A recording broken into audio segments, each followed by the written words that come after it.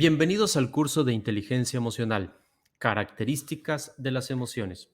Al término del video, usted será capaz de identificar las principales características de las emociones para una gestión más plena, más completa, pero sobre todo más consciente, ya que quien posee más información toma mejores decisiones. Atendiendo a la primera característica, las emociones se dividen en primarias y secundarias. Dentro de este grupo está la alegría, la tristeza, el miedo, la ira, la repulsión o desagrado. Sin importar el nombre de la emoción que pudiera estar experimentando usted o cualquier ser humano, debería ser fácilmente clasificable dentro de cualquiera de estos cinco elementos. Por ejemplo, aquellos quienes refieren sentir furia, rabia, cólera, irritación, enojo, indignación, coraje, enfado o molestia, se están refiriendo a la ira. Por otro lado, quien refiere a sentir regocijo, contento, placer, gozo, júbilo, se está refiriendo a la alegría. Como es probable que estés aquí por un conflicto emocional muy intenso, te reto a que intentes describir qué emoción predomina dentro de ese conflicto. No te preocupes, es común no poder describir qué emoción estás sintiendo exactamente. Por eso es un conflicto. De lo contrario, ya lo hubieras superado y quizá no estarías aquí.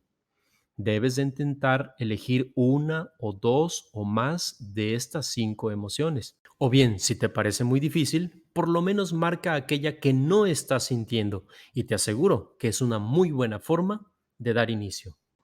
Las emociones secundarias, si las comparamos, son mucho más difíciles de conceptualizar que las emociones primarias. Son mucho más variadas en cantidad y en cualidad.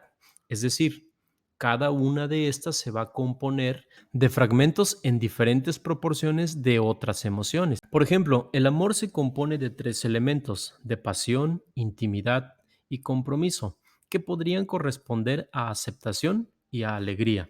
Aceptación como lo contrario de repulsión o desagrado, pero intentar definirlo con palabras resulta mucho más complejo aún. Existen más de 100 definiciones única y exclusivamente para definir la palabra amor. Esto explica en parte por qué los seres humanos no sabemos amar. Es escalofriante la realidad, pero más del 90% no se casa por amor, sino más bien por miedo a la soledad. Y eso lo logras entender hasta después del curso cuando aprendes a gestionar y a ordenar tus emociones. Te das cuenta que amar no es depender, porque el que ama deja libre y el que depende siente que se le acaba el oxígeno sin el ser amado. Y claro está, sin oxígeno nadie podría sobrevivir y la muerte sería segura. Otro ejemplo de lo difícil que es conceptualizar emociones secundarias es la envidia. Todos los seres humanos llegamos a sentir envidia. El problema no está en la emoción, sino qué haces cuando la aceptas. Es muy probable que una persona culta convierta la envidia en admiración y de esta manera logre imitar o pedir que le ayuden a conseguir lo que el otro ser humano ha conseguido. En cambio, la persona que no tiene cultura, que no tiene estudios, que no tiene escuela, lo más probable es que quiera destruir lo que posee otro ser humano. Por lo tanto, ayudándole a identificar su miseria emocional, evitamos que un ser humano quiera destruir lo que otro ha alcanzado. Es algo complejo, ¿cierto? Bueno, pues lo mismo pasa con los celos, con la vergüenza o con el odio, que no es lo contrario del amor. Lo contrario del amor es el no amor, el que no ames a la persona, el que cuando lo veas o la veas no sientas absolutamente nada. Si tú dices que lo odias, lo más probable es que lo sigas amando, aunque de una forma aberrante, absurda, detestable. Por eso se dice que el odio es el hermano incómodo del amor y que del amor al odio solo hay un paso. Sé que todo esto es algo complejo, pero por ahora bastará con iniciar identificando solo las emociones primarias. Y poco a poco nos iremos adentrando en el arduo pero fascinante mundo de las emociones, que no está de más decirte que cuando aprendas a gestionarlas con inteligencia, te cambiará la vida. Característica número 2, intensidad, que se refiere a cantidad.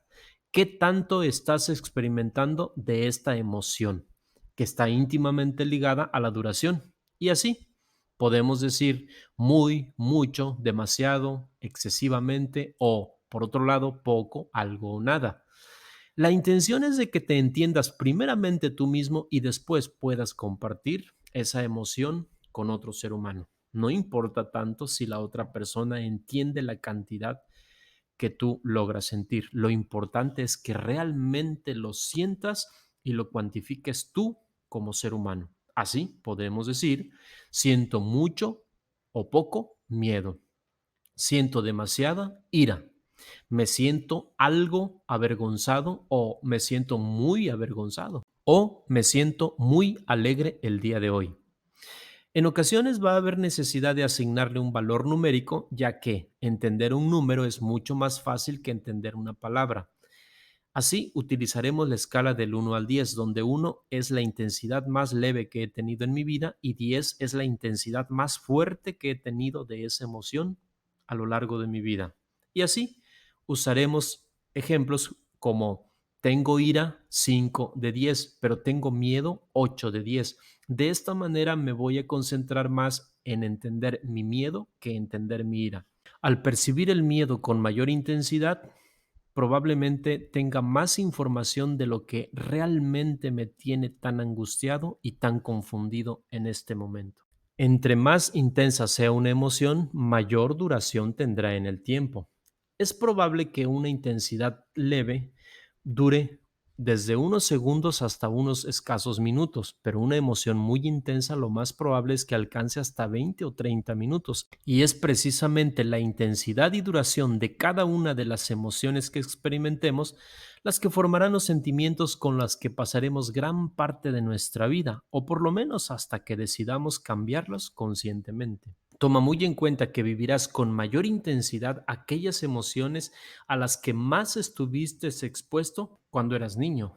Por ejemplo, si desde tu infancia abundaron emociones como la alegría, la felicidad, la euforia, las sorpresas agradables, lo más probable es que ahora sean las que abunden en tu vida. No importa que tengas adversidades fuertes, tu cerebro está condicionado para experimentar e intensificar emociones agradables. En cambio, si durante tu infancia abundaron las emociones desagradables como la tristeza, los gritos, la ira, el enojo, el llanto, el pánico, lo más probable es que por cualquier cosa, aunque el ambiente actual sea muy agradable, te empeñarás en convertirlo en algo muy desagradable, ya que tu cerebro está condicionado para que sufras toda la vida. Esas emociones serán las que te permitirás sentir con mayor intensidad, como si las disfrutaras, como si quisieras elongarlas, hacerlas más grandes, vivirlas más intensamente. Estoy seguro que conoces a alguien que hace de cualquier problema pequeño o insignificante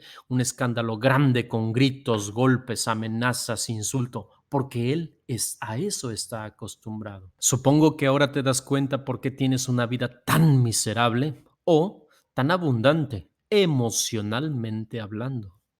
La importancia de la característica de la duración de las emociones radica en que muchas veces tomamos acciones como si consideráramos que esta emoción que nos está invadiendo en este preciso instante durara toda la vida. Y así, por muy intenso que sea el ataque de ira, enojo, de coraje, cólera el que tengas, muy probablemente no sobrepase los 30 minutos. Es mentira, no es cierto que cuentes hasta 1, hasta 10, hasta 100. Probablemente tengas que contar mucho más. Esta es la diferencia entre tú o yo y un asesino. Ellos no entendieron que los actos que cometes durante el ataque de ira quedarás profundamente arrepentido al término de esta emoción. Todos los seres humanos son capaces de matar y todos han tenido en algún momento de su vida la firme intención de hacerlo. La diferencia entre el asesino y tú es que tú sí has podido detenerte a tiempo. Es importante que seas consciente de eso. Así que no te fíes mucho de frases como no sería capaz de matar. Claro que lo eres. La diferencia entre aceptarlo podría ayudarte a prevenirlo y a detenerte a tiempo, tomar precauciones, tener mejor control de la situación. Tener más conciencia de lo que eres capaz disminuiría la alarmante cifra de feminicidios. La mujer está muriendo en manos de su propio esposo. Por eso ya basta. Edúcate, toma control de tus emociones. Hay muchas técnicas para parar a tiempo y aquí en Inteligencia Emocional te ayudaremos a formular la que mejor te convenga.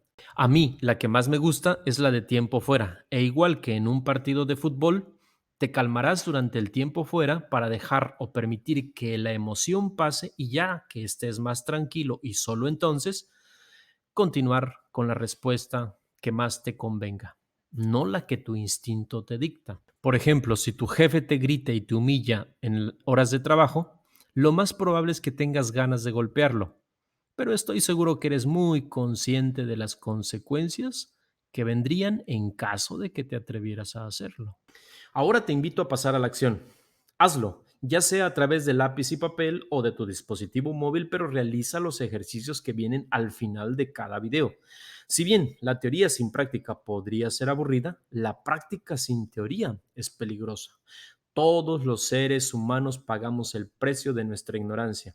Por ejemplo, mientras que en naciones desarrolladas sus pobladores se reúnen y apoyan entre ellos para un proyecto de negocio, en naciones sin desarrollo, es decir, sin inteligencia emocional, sus integrantes se reúnen para ver cómo se aniquilan entre sí.